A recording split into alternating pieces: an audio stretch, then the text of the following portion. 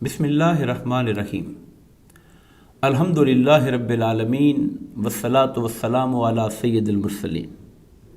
عزیز طلباء و طالبات، علوم القرآن کے اس سیکشن میں آج ہم قرآن مجید کی منتخب آیات کا مطالعہ کریں گے۔ ہمارے مطالعہ میں آج جو آیات آ رہی ہیں ان کا تعلق ادب نبوی صلی اللہ علیہ وسلم اور معاشرتی احکام کے ساتھ ہے۔ یہ سورہ الحجرات کی ابتدائی آیات ہیں جن کے بارے میں ہم گفتگو کریں گے۔ سورہ الحجرات کی پہلی آیت کریمہ، اللہ پاک نے فرمایا یا ایھا الذین آمنوا، اے ایمان والو، لا تقدموا، آگے نہ بڑھا کرو، پہل نہ کیا کرو، بین یدی اللہ و رسولہ، اللہ اور اس کے رسول سے، یعنی اللہ اور اس کے رسول پر پہل نہ کیا کرو، ان سے آگے نہ بڑھا کرو۔ واتقوا اللہ، اللہ سے ڈرتے رہو، ان اللہ، بے شک اللہ، سمیع علیم، خوب سننے والا اور جاننے والا ہے۔ اللہ رب العزت نے اس آیت کریمہ کے اندر اہل ایمان کو حضور نبی کریم علیہ الصلوۃ والسلام کی عزت و تکریم کے آداب سکھائے، اور عزت و تکریم کے آداب میں سے پہلے ادب جس سے بات کا آغاز کیا وہ اللہ اور اس کے رسول پر پہل کرنے سے منع فرمایا۔ اب حضور نبی کریم علیہ الصلوۃ والسلام حیات ظاہری میں جب صحابہ کرام کے درمیان موجود تھے، اس وقت تو پہل کرنے کے معنی کے اندر جسمانی اعتبار سے اٹھنے میں، بیٹھنے میں، چلنے میں، نکلنے میں، ہر اعتبار سے پہل کرنے سے منع کیا گیا۔ آج جب حضور نبی کریم علیہ الصلوۃ والسلام اپنے جسم اقدس کے ساتھ حیات ظاہری میں ہمارے سامنے موجود نہیں ہیں، تو اس کی جو عملی اطلاق ہے، اہل علم نے کہا کہ انسان کی شخصی زندگی ہو، پرائیویٹ لائف ہو، یا معاشرتی اور اجتماعی زندگی ہو، اس کا مطلب یہ ہے کہ اللہ اور اس کے رسول کا ہر حکم اور ہر فیصلہ ہر شے پر مقدم ہونا چاہیے۔ ہماری رائے، ہماری سوچ کو سرنڈر کرنا چاہیے اللہ اور اس کے رسول کے حکم کے مقابلے میں۔ ہم اللہ اور اس کا رسول جس جگہ کا حکم جہاں پر آ جائے تو وہاں پر ہمیں اپنی رائے اور اپنی مرضی کرنے کا حق قائم نہیں رہتا۔ اس سے اگلی آیت کریمہ میں اللہ پاک نے فرمایا یا ایھا الذین آمنوا، اے ایمان والو۔ آپ یہ بھی غور فرمائیے کہ اللہ تعالیٰ ادب رسالت مآب کے لیے جن کو مخاطب کر رہا ہے، یعنی جو اللہ کے مخاطب ہیں وہ ایمان والے ہیں، کہ ایمان والوں کا یہ سبجیکٹ ہے کہ وہ اپنے نبی کے ادب اور احترام کو ملحوظ خاطر رکھیں۔ اے ایمان والو، لا ترفعوا، مت بلند کیا کرو، اصواتکم، اپنی آوازوں کو، فوق صوت النبی، نبی مکرم صلی اللہ علیہ وآلہ وسلم کی آواز پر، ولا تجہروا، اور ان سے بلند آواز کے ساتھ بھی، بالقول، بات نہ کیا کرو، ولا تجہروا لہ بالقول، اور ان سے بلند آواز سے بھی بات نہ کیا کرو، کجہر بعضکم لبعض، جیسے تم ایک دوسرے سے بلند آواز کے ساتھ باتیں کرتے ہو، ان تحبط اعمالکم، کہیں ایسا نہ ہو کہ تمہارے سارے اعمال ہی غارت کر دیے جائیں، رائیگاں کر دیے جائیں، اجر اور ثواب کے اعتبار سے خدا کی بارگاہ کے اندر رد کر دیے جائیں، وانتم لا تشعرون، اور تمہیں اس کا شعور بھی نہ ہو۔ یہ آیت کریمہ حضور نبی کریم علیہ الصلوۃ والسلام کی بارگاہ انور کے اندر ادب کے اعتبار سے بہت اعلیٰ اہل ایمان کو غور و فکر کا موقع دے رہی ہے، اور سوچنے کے حوالے سے ہمیں آمادہ کر رہی ہے کہ حضور نبی کریم علیہ الصلوۃ والسلام کا مقام و مرتبہ اتنا بلند ہے کہ رب کائنات اہل ایمان کو یہ تعلیم دے رہے ہیں کہ تم اپنی آوازوں کو ان کی آوازوں سے بلند نہ کرو، جب وہ تشریف فرما ہوں تو ان کی بات کو غور سے سنو، اور جو وہ فرماتے ہیں تو پھر ان کی محفل میں، ان کی موجودگی میں تمہاری آوازوں کا والیوم ان کی آواز سے بلند نہیں ہونا چاہیے۔ اگر ایسا ہوا تو یہ بے ادبی کے دائرے میں شامل ہو جائے، اور یہ بے ادبی کوئی معمولی بات نہیں ہوگی، بلکہ یہ بے ادبی اتنا سنگین معاملہ ہے کہ زندگی بھر کی عبادتیں اللہ کی بارگاہ کے اندر رائیگاں قرار دے دی جائیں گی اگر بے ادبی کا پہلو پایا گیا۔ اس کے بعد اللہ تعالیٰ نے ان لوگوں کی تعریف کی جو ادب میں اپنی آوازوں کو پست رکھنے والے ہیں۔ فرمایا ان الذین، بے شک وہ لوگ، یغضون، جو پست رکھتے ہیں اپنی آوازوں کو، اپنی آوازیں نیچی رکھتے ہیں ادب اور احترام میں، عند رسول اللہ، رسول اللہ صلی اللہ علیہ وسلم کی بارگاہ میں، آپ کی موجودگی میں، उलाइका, यही वो लोग हैं, अल्लज़ीना इम्तहन अल्लाह, जिनके दिलों को खालिस कर लिया है, इम्तहना खालिस कर लिया है, चुन लिया है अल्लाह ने, कुलूबहुम, जिनके दिलों को, यही वो लोग हैं जिनके दिलों को अल्लाह ताला ने खालिस कर लिया, चुन लिया, लित्तक़वा,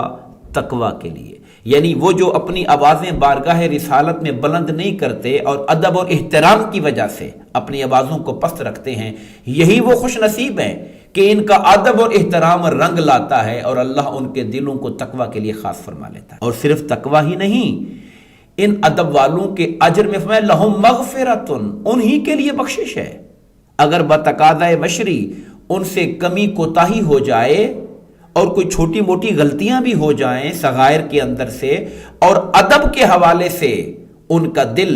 सरकार के दो आलम सल्लम की मोहब्बत और अदब से मामूर हो, तो अल्लाह ताला उनके गुनाहों को भी माफ़ फरमा देता है। वह अजरुन अजीम, और उन्हें अजर अजीम भी अता फरमाता है। इससे अगली आयत में, आयत नंबर सूरह अल हुजरात की आयत नंबर 4 के अंदर अल्लाह पाक ने फरमाया, इन्नल्लज़ीना युनादूनका, बेशक वो लोग जो आपको आवाज़ देते हैं, युनादूनका, निदा देते हैं, बुलंद आवाज़ से पुकारते हैं, मिन वराइल हुजुरात, आपके हुजरों, आपके कमरों के बाहर से, यानी आप घर में हैं, अपने हुजरे मुबारक में हैं, आपको बाहर से बुलंद आवाज़ से बुलाते हैं आपको। फरमाया ये जो लोग हैं, अक्सरुहुम ला याकिलून, इनमें से अक्सर समझ नहीं रखते, उन्हें पता ही नहीं कि आपका मकाम क्या है, आपका मर्तबा क्या है और आपकी बारगाह की इज्जत और ताज़ीम के तकाजे क्या है, वो इसकी समझ ही नहीं रखते, बेअकल हैं वो। वलऊ, और अगर, अन्नहुम, बेशक वो, सबरू, सब्र करते, हत्ता, यहां तक के, तखरुजा इलैहिम, आप खुद ही निकलते उनकी तरफ, यानी आप सल्लम अपने औकात के हिसाब से बाहर आते, वो बाहर वेट करते, इंतजार करते हुजूर का, आवाजें ना देते, बल्कि हुजूर सल्लम जब खुद बाहर तशरीफ ले आते, तो अगर वो बैठे रहते सब्र में, लकाना खैरल लहुम, तो ये उनके लिए बेहतर होता। वल्लाहु गफूरुर रहीम, अल्लाह ताला बहुत बख्शने वाला मेहरबान है। ये आयत करीमा का जो पस मंज़र है, शान नज़ूल जो मुफस्सरीन ने जिक्र किया है कि बनु तमीम का एक वफ़द मदीने आया और उन्होंने हुजूर नबी करीम अलैहिस्सलातु वस्सलाम का इंतज़ार करने की बजाय बाहर से आवाज़ें देना शुरू कर दी, या मोहम्मद उखरुज अलैना, आए, बाहर आए, हम मिलने के लिए आए हुए, हमारी बात सुने। इस पर अल्लाह ताला ने सरजनश फरमाई, मैं उन्हें इंतज़ार करना चाहिए था, यहाँ तक कि अब खुद तशरीफ़ लाते, फिर वो आपसे मुलाकात करते। इससे अगली आयत में एक नया हुक्म शुरू हो रहा है आदाब रिसालत माब के बाद, मुसलमानों की बाहमी ज़िंदगी के अंदर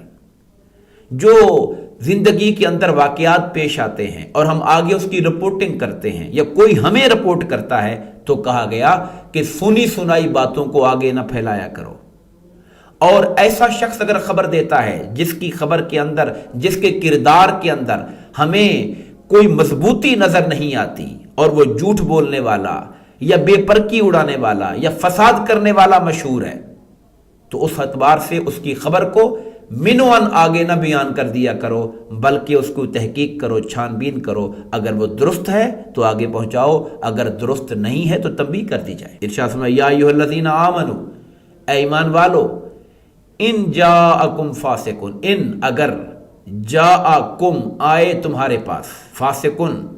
कोई फासिक, बेनाबाइन कोई खबर लेकर। फासिक उसे कहते हैं कि जो फराइज व वाजिबात में कोताही करने वाला हो, दीन के जो बुनियादी उमूर हैं उन पर अमल करने वाला ना हो, वो फासिक कहलाता है, वाजिबात को तर्क करने वाला। अगर ऐसा शख्स कोई खबर लेकर आए, फतबय्यनु, तो खूब तहकीक कर लिया करो, अच्छी तरह छान फटक किया करो। अन तुसीबू, ऐसा ना हो कि तुम तकलीफ पहुंचा बैठो, तुसीबू, तुम पल पड़ो किसी पे, हमला कर दो कौमन, किसी कौम पर, बेजहालतिन, लाइल्मी में, नादानी में, फतुस्बिहू, और फिर अलामा फाल तुम नादिमीन, फिर जो कुछ तुमने किया है उस पे तुम हो जाओ शर्मिंदा। नादिमीन का माना है शर्मिंदा। तुस्बिहू अरबी जुबान के अंदर ऐसे अफाल में से है जो किसी काम के होने की तरफ, अफाल कुर्ब की तरफ इशारा करता है। यानी ऐसा ना हो कि तुम किसी की गैर पुख्ता और गैर तहकीक शुदा खबर की वजह से किसी कौम पे हमला कर बैठो اور پھر بعد میں شرمندہ ہوتے پھرو۔ اس کے پس منظر میں بھی جو روایت آئی ہے، ولید بن عقبہ نامی شخص کو حضور نبی کریم علیہ الصلوۃ والسلام نے بنی مستلق کی طرف صدقات و زکوٰۃ کو وصول کرنے کے لیے بھیجا۔ ان کے ساتھ زمانہ جاہلیت کا کوئی جھگڑا تھا،